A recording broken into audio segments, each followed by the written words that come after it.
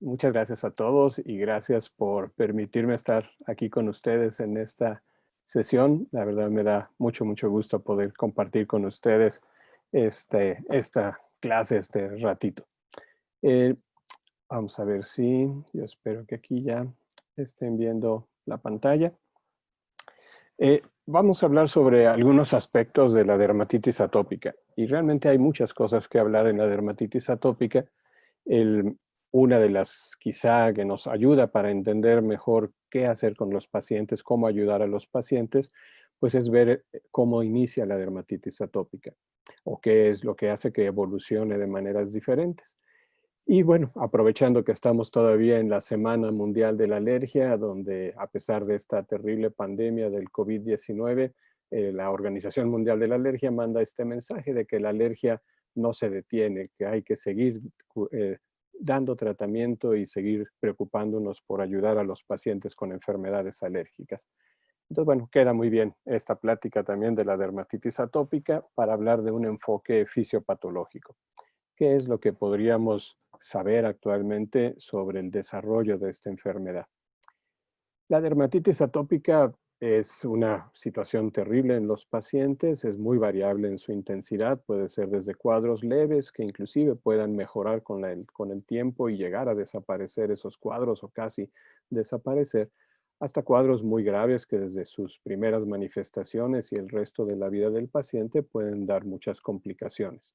Entonces, entender la fisiopatogenia yo creo que es el primer camino, el primer objetivo que tenemos que llevar para que realmente veamos qué podemos hacer para el Mira, paciente. Pepe Toño está dando una Y plática para también Monterrey vigilar las y están comorbilidades. también mis alumnos, Vamos a- que también están mis alumnos.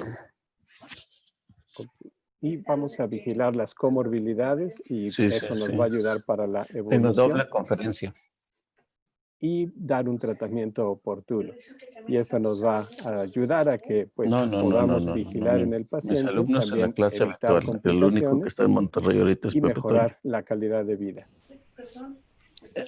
Les pido No, si pudieran no apagar estoy desesperado, te estoy su explicando. micrófono. Te estoy explicando, amorcito.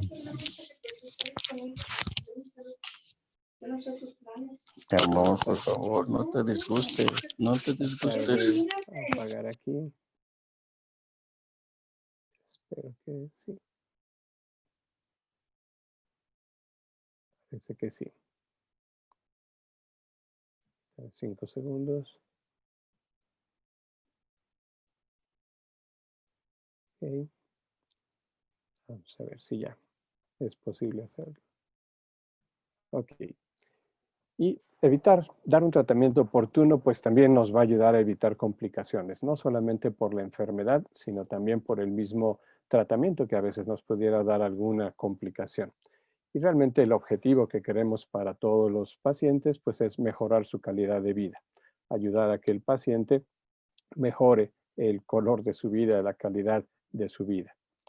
El- en la dermatitis atópica todos sabemos que es una enfermedad inflamatoria donde participan muchas células inmunológicas, cada vez conocemos más de cuáles son las que están participando en diferentes etapas y también muchas citocinas, muchas moléculas que vamos conociendo cada vez mejor.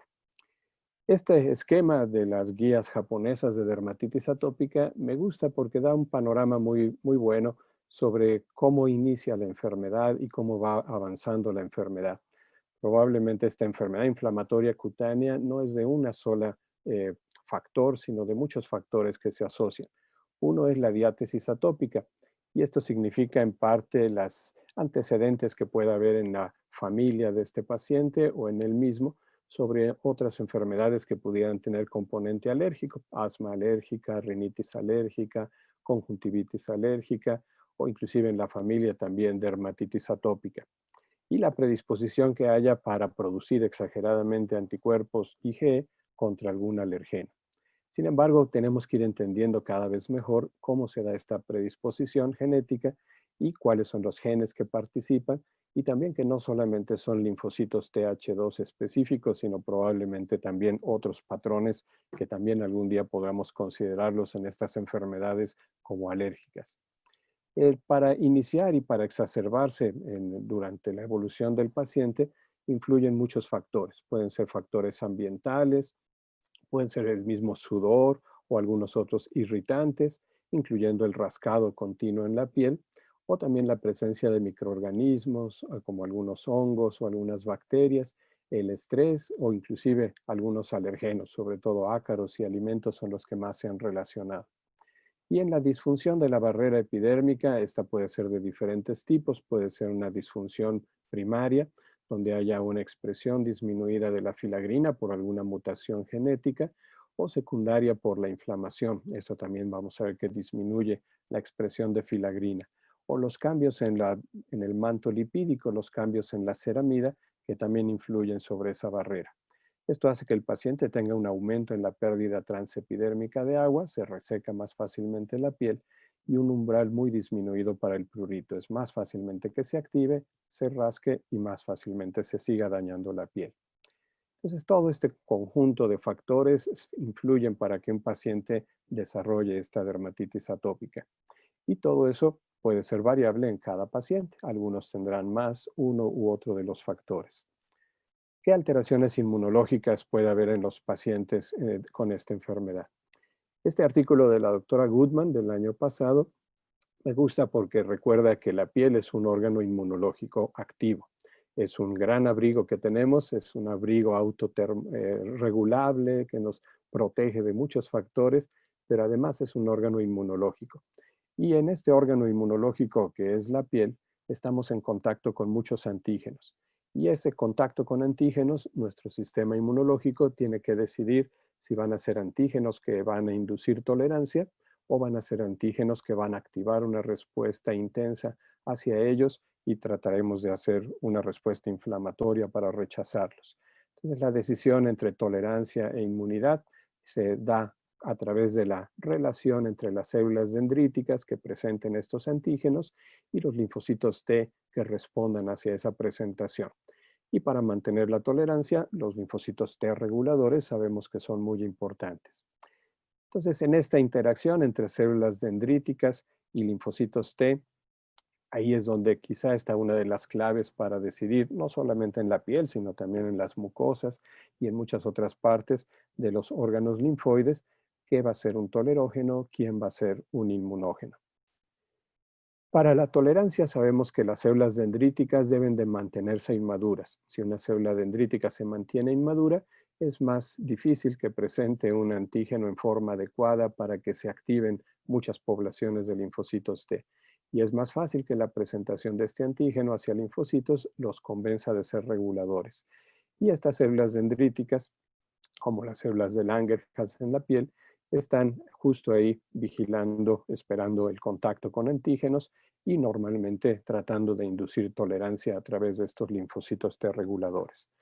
No son obviamente las únicas células que están en la piel, hay muchas otras células que pueden responder ante los estímulos, células efectoras, desde los mismos queratinocitos en las diferentes capas de la piel, otros tipos de linfocitos T, T cooperadores, T citotóxicos, linfocitos B, linfocitos NKT, también otras células granulocíticas, macrófagos, granulocitos como neutrófilos o eosinófilos, y otras células vigilantes como las células cebadas y las células linfoides innatas de diferentes tipos. Todas están en la piel esperando a ser activadas o a ser inhibidas. En una respuesta de tolerancia, cuando queremos mantener esta piel en estado de reposo, necesitamos que los queratinocitos y las células de Langerhans convenzan a los linfocitos a mantenerse como células reguladoras. Y en este estado de reposo, los queratinocitos, cuando hay contacto con los antígenos, pero sin que haya un daño importante en la piel, estos queratinocitos liberan algunas quimiosinas, como la CCL27, que puede atraer a linfocitos T reguladores hacia ese sitio. Y luego estos T reguladores pueden producir citocinas, como por ejemplo la interleucina 10, para que se mantenga el estado de tolerancia. Además, las células dendríticas también pueden contribuir a esa producción de interleucina 10 para convencer a más linfocitos a volverse T reguladores. Estos T reguladores, ya que están ahí presentes, liberando interleucina 10 y otras citocinas que inhiben la inflamación, como la interleucina 35, el factor beta de crecimiento y transformación, pueden ayudar a inhibir a nuestras células vigilantes. Macrófagos, células cebadas, células linfoides innatas están vigilando hacia qué tienen que activarse y liberar citocinas proinflamatorias o mediadores inflamatorios para hacer una respuesta de rechazo hacia algún antígeno. Pero si están inhibidas por estas citocinas, entonces no necesitan activarse. Ahora sabemos que entre los linfocitos T hay mucha plasticidad. Y en este artículo que acaba apenas de ser publicado en línea, pero que seguramente después ya se publicará en forma ya más adecuada, la plasticidad de los linfocitos T se ve muy clara, como un TH0 puede tomar diferentes caminos hacia TH1, TH2, 9, 17, o en las poblaciones reguladoras hacia los linfocitos T reguladores, o los TR1 o los TH3. Y todos tienen diferentes funciones, pero en general son muy útiles para respuestas inflamatorias, defensas contra microorganismos intracelulares o algunos helmintos, o inclusive algunos extracelulares como bacterias y hongos, respuestas humorales también, o pueden responder exageradamente en respuestas autoinmunes, alérgicas, o también pueden ayudar estas poblaciones reguladoras al control de la inflamación, o también las TH22, que también veremos importantes en la dermatitis atópica, a tratar de reparar esos tejidos, a la regeneración tisular que necesitamos también que aparezca.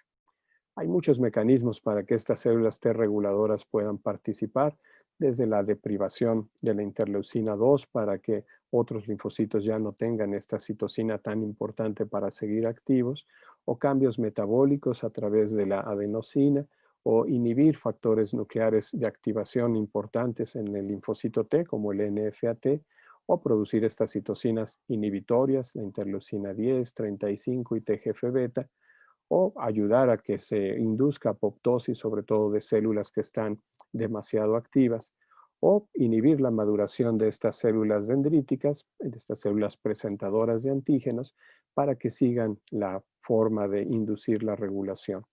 O si no responde esta célula y sigue todavía activa, inducir su citotoxicidad, y eso también es una forma de detenerlas. Cuando hay una señal inflamatoria muy intensa, este estado de tolerancia cambia.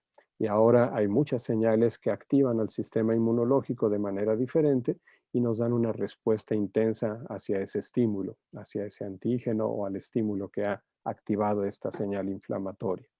Ahí los queratinocitos ahora ya no están produciendo citocinas o quimiosinas que atraigan a las reguladoras, sino que ahora son quimiosinas y citocinas de otros tipos, inclusive péptidos antimicrobianos, que pueden activar a otras células efectoras. Y en especial las alarminas son unas de las que más se han estudiado, el TSLP, la linfopoyetina derivada del estroma del timo, la interleucina 25 y la 33, que comentaban muy bien hace algunas clases, participan para dar estas señales de activación en la inflamación. Las células dendríticas ahora maduran y ahora al madurar pueden presentar mejor los antígenos. Y en este estado inflamatorio empiezan a activarse muchas células, diferentes poblaciones de linfocitos y también macrófagos y granulocitos. Las células dendríticas al madurar pueden expresar mejor moléculas de histocompatibilidad clase 2 para presentar antígenos y moléculas coestimulatorias como B7 para mantener activos a los linfocitos que reconozcan a esos antígenos. Y ya que están activándose estas poblaciones linfocitarias, entonces pueden migrar otra vez hacia la piel si se activaron en los ganglios, o pueden migrar hacia los ganglios si se activaron en la dermis, y ahí seguir manteniendo una respuesta activa contra ese estímulo. Hay diferentes poblaciones de linfocitos T efectores en la dermatitis atópica, todos han tenido alguna participación importante. Los TH1 produciendo interferón gamma, los 2 produciendo interleucinas 4, 5 y 13, TH17 produciendo sobre todo interleucina 17 y los TH22 con la interleucina 22. Y cada uno de ellos va a tener diferentes funciones que iremos viendo un poco más adelante. Los macrófagos, sobre todo los macrófagos inflamatorios M1, también pueden participar como un tipo de célula presentadora de antígenos más activa en la inflamación. Y los granulocitos, aunque a veces no los vemos participando tanto en la dermatitis atópica también pueden estar ahí presentes en neutrófilos, inclusive eosinófilos, dando estas respuestas. En los pacientes con dermatitis atópica se ha visto que puede haber diferentes patrones, tanto de células como de biomoléculas. Cuando no hay dermatitis atópica, hay más células dendríticas tolerogénicas, linfocitos T reguladores. Pero cuando hay dermatitis atópica, aunque no haya todavía una lesión visible, empieza a cambiar el tipo de células y también el tipo de moléculas que se están produciendo, diferentes citocinas y diferentes mediadores químicos, inclusive anticuerpos, que pueden estar participando en esa respuesta inflamatoria. Eso es lo que más o menos se ve en este esquema, donde en una piel de un paciente con dermatitis atópica, aunque todavía no haya una lesión, ya hay una microinflamación donde están participando linfocitos TH2. En una lesión aguda, seguramente ya hay mucho más participación de estos TH2, se expande la respuesta y empiezan a liberarse estas alarminas como la interleucina 33, empiezan a producirse estas citocinas del patrón tipo 2, interleucinas 4, 5 y 13, pero también interleucina 31 que ayuda a que haya más prurito, más daño, más rascado y mayor daño inflamatorio. Y en la inflamación crónica, en la lesión ya crónica, hay más participación de otros patrones celulares. Siguen participando los TH2, pero ahora son también TH1, TH17 y muy importantemente TH22 que están ayudando a tratar de reparar ese tejido, pero de una manera no muy adecuada. Y aquí la colonización con algunos microorganismos, sobre todo Staphylococcus aureus, pero también se ha relacionado con algunos hongos como Malassezia sympodialis, puede tener relación con esta forma en la que se vuelve más crónica la inflamación y algunas otras situaciones. Entonces, en la dermatitis atópica podemos hablar de diferentes tipos. Fenotipos, dependiendo de las características visibles de la enfermedad, pero también endotipos, si logramos encontrar en ese momento cuál es el mecanismo molecular que está llevando a esa enfermedad a expresarse con ese fenotipo. Algunos ejemplos para tratar de entender estas diferencias que no son fáciles de entender entre el fenotipo y el endotipo. Por ejemplo, podríamos hablar de un fenotipo tipo 2 cuando sospechamos que el paciente puede ser alérgico, tal vez porque se expone a los ácaros, se expone al polvo y aumenta sus manifestaciones. Pero ¿cuál es el mecanismo? Realmente estos ácaros están sensibilizando al paciente y hay linfocitos TH2 con receptores específicos para este alergeno que ahí le están ayudando a un linfocito B a producir IgEs específicas para ese alergeno, o son simplemente proteasas de estos ácaros que están activando el epitelio y haciendo que se liberen alarminas y con eso se activan las células linfoides innatas tipo 2 y nos dan la respuesta inflamatoria de la misma manera. O están participando ambos porque no son excluyentes. El tener uno u otro tipo de células no nos excluye de que no tenga el otro. Entonces, bueno, en las diferentes etapas en las que va evolucionando el paciente, vemos que pueden ir cambiando también la expresión de péptidos antimicrobianos, cómo prolifera, qué tanta hiperplasia hay en las células epidérmicas y algunos marcadores de estos patrones, TH2, 22, 17 o TH1. Cuando no hay lesiones todavía, en la piel de un paciente que ya tiene la dermatitis atópica hay marcadores TH2, pero todavía no muchos de los otros. En las lesiones agudas, la expresión de péptidos antimicrobianos, los marcadores TH2 aumentan y los TH22 también. Y en las formas crónicas, los TH2 siguen presentes, pero los TH22, los TH17, los TH1 y sobre todo la proliferación e hiperplasia de células en la epidermis es mucho más notoria. Entonces todos estos cambios se van dando dependiendo del momento en el que se presente o en el que se encuentre la enfermedad. Y esto puede ser variable, obviamente, en cada paciente, en cada momento de su enfermedad. El paciente puede tener diferentes tipos de lesiones o diferentes momentos. Esto también varía de acuerdo a la etnicidad. Aunque todos los humanos somos de la misma raza, realmente no existe como tal una raza diferente en seres humanos. Pero bueno, a veces hablamos de esos grupos étnicos, de esas razas, dependiendo del origen del geográfico de donde vienen las personas. Y cuando hablamos de los europeos y americanos, la dermatitis atópica, sobre todo grave, es menos frecuente, por ejemplo, que en los asiáticos o inclusive en los afroamericanos. Y en este trabajo, la doctora Goodman ve las diferencias que hay entre unas y otras formas, cuáles son las células que pueden predominar en unas formas o en otras, dependiendo de ese origen étnico geográfico. En las formas, por ejemplo, en europeos o americanos, hay mayor expresión de TH2 y menor expresión, por ejemplo, de proteínas de la barrera como la filagrina. En cambio, en los pacientes de origen asiático, se ha visto que hay mayor expresión de TH22 y de TH17, con gran hiperplasia epidérmica y paraqueratosis, pero con no tanta afectación de las proteínas de la barrera, como la loricrina y la filagrina. Y en cambio, en los pacientes de origen afroamericano, hay mucho mayor expresión de TH22 sin estar afectados los TH17 ni los TH1. Y el fenotipo va mucho más hacia la liquenificación sin que haya realmente mutaciones en la filagrina. Y parece ser la interleucina 22 tiene un papel más importante. ¿Qué es lo que ocurre con las personas en nuestra región, en Latinoamérica, en México y todos los países de Latinoamérica? Todos somos una mezcla de muchos grupos de diferente origen geográfico. Entonces tenemos genes indígenas americanos, genes europeos, genes asiáticos, genes africanos. El doctor Huerta siempre nos dice que somos algunos más café con leche, otros más leche con café. Tenemos una mezcla de muchos genes que seguramente nos pueden dar manifestaciones diferentes también en estas formas de dermatitis atópica. También estos endotipos, estos fenotipos pueden ir variando con la evolución del paciente en la edad. En los niños vemos que hay mayor inflamación en cara, en tronco y en zonas extensoras de las extremidades. Pero conforme van avanzando en edad, la distribución queda mucho más en los pliegues, con mayor liquenificación y mayor resequedad, mayor gerosis. En la forma en la que se presentan los patrones, en los niños es más probable que estén aumentados los TH2 y los TH22, que haya un defecto más importante en la barrera y probablemente esto está permitiendo que se sensibilicen más fácilmente a alergenos. En cambio, a mayor edad hay un predominio de TH1, TH17, con no un defecto tan importante en la barrera y mucho menor riesgo para la sensibilización.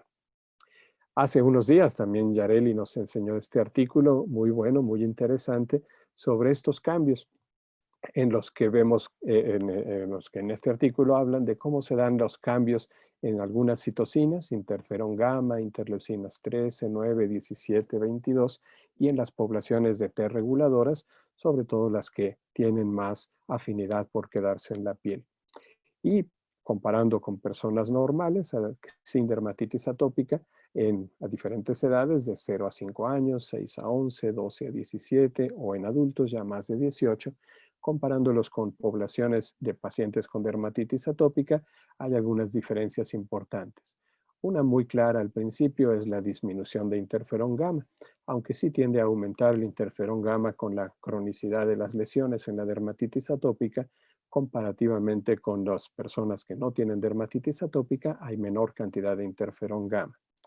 La interleucina 13 es una de las más, hasta ahora, más claras, en que a todas las edades está aumentada esta interleucina 13 en pacientes con dermatitis atópica, pero una importante también es la interleucina 9, aunque normalmente está aumentada en niños escolares y adolescentes. En los pacientes con dermatitis atópica parece estar todavía más aumentada, sobre todo hacia la adolescencia, entre escolares y adolescentes. La interleucina 17 no parece en este estudio tener tantos cambios, pero la interleucina 22 sí, y sobre todo a mayor cronicidad. Y las poblaciones de T reguladoras parecería que tratan de controlar la enfermedad justo en esa etapa de escolares entrando a la adolescencia para tratar probablemente de evitar que se haga una enfermedad multisistémica o que progrese en gravedad la dermatitis. Ahí en ese trabajo comparan estos patrones en pacientes o personas que no tienen dermatitis atópica, no encuentran un patrón específico, y en cambio en los pacientes con dermatitis atópica agrupan muy bien entre los niños más pequeños, lactantes, menores de 2 años, los preescolares, escolares y adolescentes y los adultos. Y los cambios que ellos ponen son interesantes. En los niños más pequeños hay más linfocitos T de memoria con antígenos que nos ayudan a saber que tienen mayor afinidad por mantenerse en la piel, antígenos linfocitarios cutáneos que están ahí manteniéndolos en piel y que también se pueden activar en respuestas rápidas, como nos platicaban en la sesión pasada con este ICOS positivo o ICOS positivo. Y menos predisposición para responder con TH1, empieza a haber menos respuesta a TH1 y empieza a predominar la respuesta a TH2. En niños ya escolares y adolescentes, los linfocitos que producen interleucina 9 y que se mantienen en la piel están más aumentados y probablemente están luchando con estos T reguladores para tratar de no responder exageradamente. Pero ya hay linfocitos TH2 que no solamente se quedan en la piel, ya no tienen esos antígenos que nos dicen que se anclan en la piel, sino que ya pueden volverse sistémicos, pueden viajar hacia otros sitios, mucosas y causarnos una marcha alérgica. Y en los adultos hay mayor predominio de estas respuestas con TH1, con TH22, no solamente en los cooperadores, sino también en las poblaciones CD8 positivas y con mayor activación crónica con estos marcadores HLA-DR. Entonces, si eso lo tratáramos de simplificar y traducir, quiere decir que en los niños muy pequeños el mayor riesgo es que se sensibilicen hacia diferentes alergenos. En los niños escolares y adolescentes que progrese esta dermatitis atópica hacia una marcha alérgica. Y en los adultos que haya más cronicidad y más remodelado cada vez más difícil de controlar en la piel. Pero este estudio también nos ayuda a entender quizá cuáles son los puntos más importantes para el tratamiento, cuál es el momento en el que la prevención es nuestra prioridad para tratar de que no se sensibilice este paciente hacia algunos alergenos y que no progrese en gravedad la enfermedad en los primeros 5 años de vida. ¿Cuál es el momento en el que tenemos que intervenir seguramente para que esta progresión no se vuelva sistémica y tratar de detener esa marcha alérgica? Quizá desde antes, pero sobre todo en esa etapa de escolares y adolescentes. Y bueno, ahí es un camino para que la inmunoterapia específica con alergenos y otras formas de inmunomodulación sean formas para intervenir esa progresión.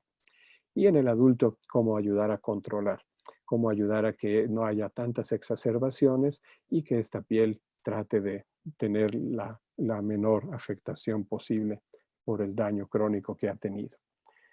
Ante muchos estímulos, no solamente de alergenos, sino también de irritantes, de microorganismos, virus, bacterias, hongos, nuestros epitelios responden con estas alarminas. Interleucinas 25 y 33 son muy importantes y también este TCLP, esta linfopoyetina. Y estas alarminas activan a las células linfoides innatas tipo 2 para que empiecen a producir citocinas que llamamos tipo 2, interleucinas 4, 13, 5 y 9. Pero también pueden activar a los linfocitos TH2 y sobre todo cuando ya ellos han interactuado con las células dendríticas y que les han presentado de manera adecuada un antígeno. Y estos TH2 también pueden producir las mismas citocinas del tipo 2. Y en la dermatitis atópica, igual que en otras enfermedades alérgicas, pues recientemente, de unos años para acá, las interleucinas 4 y 13 son las que más estudios se han tenido, porque parecen ser un camino muy importante común hacia la inflamación tipo 2. La interleucina 4 promueve la diferenciación de linfocitos a tipo TH2. La interleucina 13 favorece la remodelación de los tejidos, sobre todo induciendo la producción de periostina, tanto en piel como en mucosas. Y ambas, interleucina 4 e interleucina 13, favorecen la síntesis de IgE, sobre todo en los pacientes alérgicos. Esta inflamación tipo 2, pues también la podemos entender como una cascada. En esta cascada, las células epiteliales están produciendo las alarminas, igual que lo hacen las células dendríticas, para activar estas células tipo 2, TH2, linfoides innatas tipo 2 y a otras con los linfocitos NKT. Y las citocinas tipo 2 que ellos produzcan pueden activar los linfocitos B para la producción de IgE, y la IgE puede sensibilizar a basófilos, eosinófilos, células cebadas, prepararlos para que se activen y liberen rápidamente muchos mediadores químicos, enzimas, que pueden favorecer la respuesta inflamatoria en los tejidos. Y finalmente, esta inflamación en los tejidos es lo que vemos en el cuadro clínico del paciente. Y esto me gusta verlo como un efecto en cascada porque me da la idea de que mientras más arriba empieza la cascada, más intensa es la inflamación al fondo, más intensas las manifestaciones en el cuadro clínico. Y normalmente esta cascada también tiene círculos viciosos, se siguen produciendo cada vez más alarminas, cada vez más citocinas tipo 2, cada vez más mediadores proinflamatorios, hasta que haya una buena cantidad de células reguladoras, no solo T reguladoras, sino otras poblaciones reguladoras, que con las citocinas y mecanismos que puedan utilizar para controlar a las células efectoras, finalmente detengan la inflamación. Esta cascada y esta pirámide nos ayuda a veces a entender las diferencias en algunas enfermedades. Porque, por ejemplo, en la urticaria parece ser que bloquear la histamina, bloquear la IgE ha sido muy útil. Pero en la dermatitis atópica probablemente la cascada empiece mucho más alta. Y bloquear la histamina, bloquear a la IgE no ha sido tan útil y probablemente haya que ir más arriba hacia bloquear citocinas del tipo 2 o tal vez bloquear las alarminas. ¿Qué alteraciones hay en la barrera de los pacientes con dermatitis atópica? A veces discutimos algo entre alergólogos, inmunólogos y dermatólogos. ¿Qué es primero? Si es la falla en el sistema inmunológico lo que lleva al paciente a la dermatitis atópica, o es la falla en la barrera lo que hace que se empiece a alterar la función del sistema inmunológico y el paciente tenga dermatitis atópica. Seguramente son ambas y seguramente es diferente en cada paciente, dependerá cuál es el primer estímulo que recibió el paciente.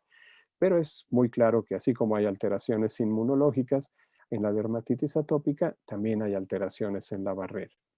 Esta barrera que nos protege de muchos agresores del medio externo, inclusive mantiene o nos ayuda a mantener en buen estado el microbioma que normalmente está en contacto en la piel.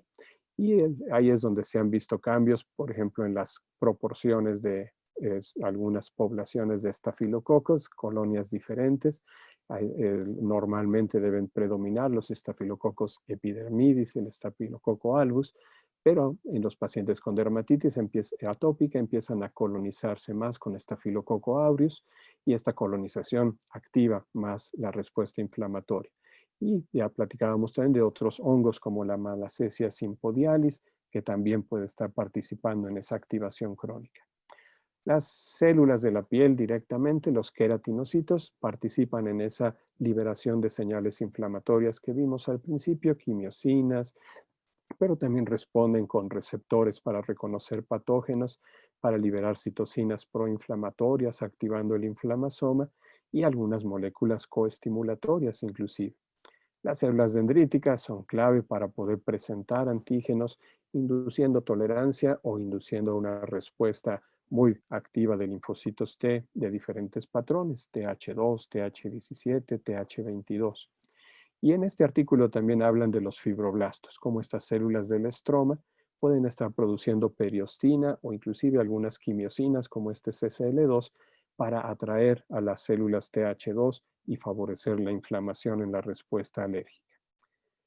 En las fallas de la barrera, mucho se ha estudiado las fallas en la producción de filagrina. Esta falla en la expresión de la filagrina en la piel puede ser por factores genéticos, por alguna mutación genética, o pueden ser simplemente por la inflamación. Cada vez que hay inflamación en la piel, también se disminuye la expresión de la filagrina, sea por una falla primaria genética o una falla secundaria por la respuesta inflamatoria. Esta baja expresión de la filagrina en la piel favorece, por ejemplo, que haya un inicio más temprano de la dermatitis atópica o que sea más persistente, que haya más riesgo de sensibilizarse a alergenos, ácaros, pero sobre todo a alimentos, que haya más riesgo de progresión hacia la marcha alérgica, presentando asma y probablemente después dermatitis atópica, y que pueda haber mayor infección por Staphylococcus aureus y algunos otros microorganismos que favorezcan la respuesta inflamatoria. La baja expresión de filagrina en la piel mantiene una piel seca, con una barrera alterada y con menor actividad de proteasas en la piel, y también eso facilita que haya una mejor replicación por diferentes virus y no es raro que se asocie a los eczemas herpéticos y que se complique la dermatitis atópica. Y pues todo esto se ha asociado también a la gravedad, a mayor gravedad en los pacientes con dermatitis atópica. Pero la filagrina no es la única proteína que sirve en la barrera de la piel. Es una proteína muy importante para ayudar a la retención de agua en la piel, pero se ha encontrado que hay diferentes fallas en la diferenciación de los queratinocitos.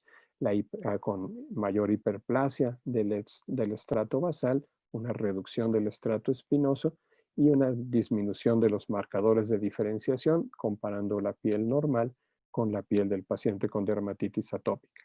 Y la filagrina, aquí todo esto oscuro que se ve de este lado, es lo que más se ve ausente en los pacientes con dermatitis, en varios pacientes con dermatitis atópica, pero también se han encontrado fallas en la expresión de loricrina y de involucrina, que son otras también proteínas importantes para esa barrera epidérmica.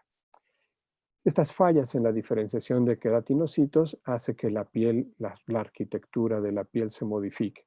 En una piel normal debe haber buena expresión de estas proteínas, incluyendo algunos péptidos antimicrobianos y que mantengan la función de la piel en forma adecuada. Pero cuando hay una falla en la diferenciación en un paciente con dermatitis atópica, el compartimento proliferativo, donde están las células madre, las células totipotenciales para seguir regenerando células epidérmicas, se activa más fácilmente y empieza a haber una proliferación exagerada de estas capas, con una disminución en otras capas que hace que no haya buenas proteínas en la barrera y sea una piel más difícil de detener los estímulos y de que se pierda más fácilmente el agua.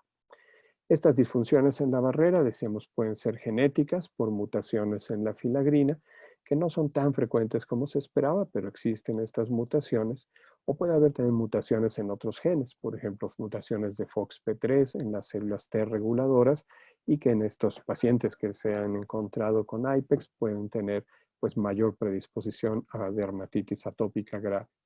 Pero también influye el medio ambiente, cómo nos exponemos a contaminantes extramuros como el ozono, dióxidos de nitrógeno o de azufre, o partículas en general, o también contaminantes más cercanos como el humo del tabaco, todos los agresores del humo del cigarro, o algunos otros microorganismos como el Staph aureus, los hongos que ya hemos comentado como la malacesia, o simplemente el rascado, la presencia de alergenos o el estrés, que sigue siendo también un factor muy importante en los pacientes con dermatitis atópica. Y todo esto va a hacer que se activen estas alarminas, que se active esta respuesta tipo 2 y que se empiecen a producir citocinas que favorezcan la respuesta inflamatoria.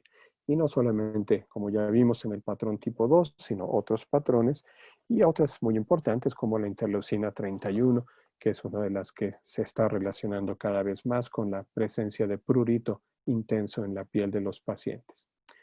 Las alteraciones en la barrera lipídica también son muy claras entre un paciente con dermatitis atópica y una persona que no tiene dermatitis atópica. En estas microfotografías electrónicas se ve muy bien organizada la barrera, ese manto lipídico en la piel de una persona sin dermatitis atópica, y zonas que no están muy bien organizadas en el paciente que tiene dermatitis atópica. Esta barrera lipídica está compuesta de diferentes lípidos, ceramidas y ceramidas algunas de cadenas cortas, pero sobre todo ceramidas con ácidos grasos de cadenas largas, algunos fosfolípidos, colesterol y algunos ácidos grasos libres. Y comparando la piel normal y la piel con dermatitis atópica, en la piel normal las estructuras lamelares periódicas están bien organizadas, con ácidos grasos hidrofóbicos de cadenas muy largas que están sobre todo en esas ceramidas. En cambio, en un paciente con dermatitis atópica, la desorganización es más evidente por cambios en las ceramidas, sobre todo en el tipo de ácidos grasos que tienen estas ceramidas, que son ahora más bien de cadenas cortas, y que también hay incrustaciones de fosfolípidos bipolares que van haciendo esta desorganización en la barrera. Entender esto nos va a ayudar a tener mejores tratamientos más integrales. Cómo hacer una mejor prevención en esa barrera, qué tipo de emolientes o cuál será el mejor acercamiento para detener esta alteración en la barrera, o cuándo debemos dar un tratamiento intermitente para, en el momento en que haya inflamación, detenerla como si fuera un incendio, que también eso nos ha enseñado el doctor Huerta, como en cuanto empieza un incendio es mejor detenerlo, se necesitará menos agua para detener ese incendio. O cuando es mejor hacer un tratamiento proactivo, no esperar a que llegue el incendio, sino en las zonas donde hubo incendio, estar aplicando proactivamente un tratamiento para tratar de evitar que se vuelva a activar muy fácilmente el incendio. ¿Cuáles son las mejores medidas para el control ambiental? Hacia los alergenos que pueden estar ocasionando problemas, hay que demostrar que realmente sea alérgico el paciente a ellos, o hacia otros efectos también agresivos en el medio ambiente. Y algunas otras estrategias que les llaman a veces alternativas o experimentales. Desde el uso de biológicos, que ya cada vez tenemos más y con mejor experiencia, el uso de bloqueadores de la cadena alfa del receptor de interleucina 4, la vía común para interleucina 4 y 13, o algunos otros que se empiezan a probar, como algunos agentes biológicos contra alarminas, TSLP, interleucina 33, o inhibidores de las quinasas, que también parece ser que en forma tópica están dando muy buenos resultados, algunos en vía oral, y también inhibidores de la interleucina 31 para ayudar a disminuir el prurito. O algunas otras terapias, intervenciones en el microbioma, tratando de hacer trasplantes microbianos o de microbiota con algún tipo de microorganismo que sea más benéfico para ayudar a que no se active tan fácilmente la respuesta inflamatoria en la piel. O algunos otros que están intentando, algunos estudios que están intentando el suplemento de vitamina D. La vitamina D es importante en la piel porque no solamente ahí se empieza la activación de la vitamina D gracias a la luz solar y gracias al colesterol en nuestras membranas en las células de la piel, sino que también la misma vitamina D puede ayudar a mantener el estado de tolerancia hacia muchos estímulos en la piel. O inclusive terapias de reemplazo con filagrina, que también se están haciendo ya experimentos. En resumen, podemos decir que en la dermatitis atópica hay muchas células y muchas moléculas que están participando. Alarminas que ayudan a la polarización, sobre todo inicial hacia la respuesta tipo 2. Estas citocinas tipo 2 que ayudan a la producción de IgE y a que disminuya la filagrina y aumenta la participación de eosinófilos. O la interleucina 9 que activa más fácilmente a células cebadas y a basófilos o las mantiene más con más receptores para la IgE para poder liberar más fácilmente histamina y otros mediadores, o la forma en la que se estén presentando también los antígenos y que se pueda polarizar la respuesta hacia tipo 2, los factores como la interleucina 31 y la histamina que ayudan a aumentar el prurito, pero también ahora se buscan neuroquininas y otros mediadores que también pueden estar contribuyendo a esa exacerbación tan intensa en el paciente del prurito. Y otros receptores para prostaglandina D2, como este CRTH2, que puede participar no solo en la polarización hacia TH2, sino también hacia células linfoides innatas tipo 2 y activar a eosinófilos y basófilos. ¿Y qué pasa con los otros patrones? ¿Cómo se polarizan hacia TH17? ¿Y qué pasa con la interleucina 17 y la interleucina 22 para favorecer esta hiperplasia epidérmica?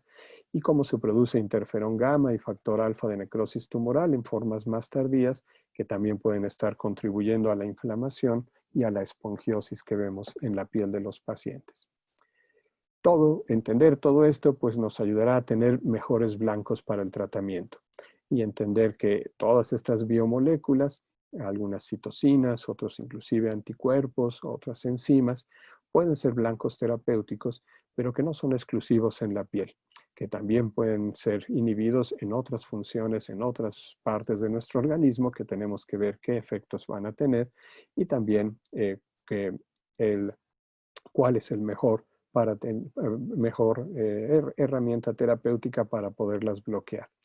Hay muchas opciones cada vez más de agentes bioterapéuticos para poder bloquear a estas moléculas, tratar de bloquear estos endotipos, cada vez tenemos que irlos conociendo mejor para ver cuáles son sus efectos y controlar los que no sean tan deseables. En conclusión, la dermatitis atópica es una enfermedad inflamatoria heterogénea en la piel que todavía nos falta mucho por entender muchos de los mecanismos que seguramente van ocurriendo en cada paciente. Hay diferentes fenotipos basados tanto en la edad como en la cronicidad, en eso que podríamos llamar como etnicidad, pero también en la expresión de la filagrina y otras moléculas de la barrera y el estado inmunológico en el que se encuentra el paciente. Y estos fenotipos pueden ser cambiantes durante la evolución de la enfermedad del paciente. Es importante que cada vez entendamos mejor estos mecanismos moleculares, los endotipos, porque eso es lo que en todas las enfermedades nos va a llevar hacia una medicina personalizada y poder saber no solamente qué tipo de enfermedad tiene el paciente, sino qué tipo de enfermedad tiene en ese momento el paciente y cuáles son el mejor tratamiento que tengamos disponible para ese momento en esa enfermedad de ese paciente. Y eso sí, podrá tal vez darnos cada vez una mejor medicina para ayudar a tener mejores resultados en los pacientes. Pero todavía nos quedan muchas preguntas que tenemos que ir poco a poco resolviendo y que los investigadores nos ayudarán con sus estudios y los clínicos pues a tratar de adaptarlos a la vida real y ver cuál es el efecto en nuestros pacientes. Cómo estos endotipos son influenciados por el microbioma, por los alergenos, por los autoantígenos y por la evolución del paciente, y al mismo tiempo cómo estos endotipos pueden tener influencia sobre cada uno de ellos. ¿Qué podemos hacer, por ejemplo, con esa colonización con Staphylococcus aureus o con Malassezia sympodialis? Es siempre necesario usar antisépticos, antibióticos o como los baños de cloro que también se utilizan en las exacerbaciones en algunos pacientes, podemos utilizar algunas formas quizá menos agresivas, pero que también sean útiles para mantener en mejores condiciones este microbioma. O tal vez el cambio de microbioma algún día sea posible. ¿Por qué algunos pacientes se sensibilizan más hacia un alimento y otros más hacia los ácaros o algunos a ambos? O hay pacientes que nunca se sensibilizan a ningún alergeno. ¿Cuáles son las diferencias en los endotipos? ¿De qué depende? También tenemos que aprenderlo mejor, sobre todo para saber cuáles son los que sí deben recibir inmunoterapia específica hacia un alergeno como estos dermatofagoides, o tal vez hacia algún alimento cuando ya podamos tener mejores opciones de inmunoterapias contra alimentos, contra alergia a alimentos. Estos autoantígenos que se han relacionado sobre todo en las formas más crónicas de la enfermedad, en qué momento empiezan a participar, cómo pueden perpetuar la respuesta inflamatoria. Y algunos de estos autoantígenos se han relacionado inclusive con la microbiota. La Malassezia sympodialis, una de sus enzimas, una superóxido dismutasa, tiene similitud en su estructura química con algunos autoantígenos de los queratinocitos. Entonces, el tener exceso de Malassezia y una respuesta exagerada hacia ella empieza a ser una respuesta autoinmune hacia nuestra propia piel y mantiene la cronicidad.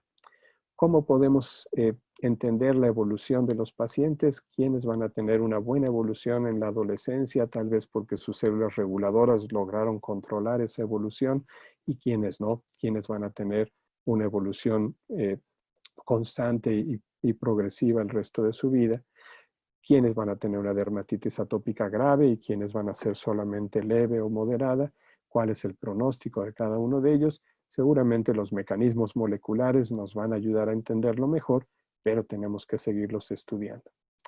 Yo les agradezco mucho que me hayan invitado. Agradezco a la doctora Sandra González, a la doctora Macías y a todo el equipo del CRAIC. Saludo a todos los integrantes del CRAIC y a todos los invitados que nos ayudan para que podamos participar en estas sesiones. Y pues terminamos ya mañana la Semana Mundial de la Alergia, la epidemia de este SARS-CoV-2, la pandemia por COVID-19 nos sigue preocupando. Nuestro país sigue en una situación muy difícil y debemos de seguir atentos de qué podemos hacer en todos los pacientes para que esta epidemia sea lo menos terrible posible. Pero tampoco debemos de descuidar a nuestros pacientes con alergia. Entonces, bueno, afortunadamente los pacientes alérgicos en esta epidemia no parecen ser tan especialmente atacados por este virus, afortunadamente, pero igual que todos se pueden contagiar, igual que todos necesitan los cuidados. Y bueno, mientras mejor controlada esté su enfermedad, pues es más probable que sus manifestaciones inclusive sean menos intensas. Yo les agradezco mucho otra vez la invitación a estar con ustedes y dejo de compartir ahora sí la pantalla para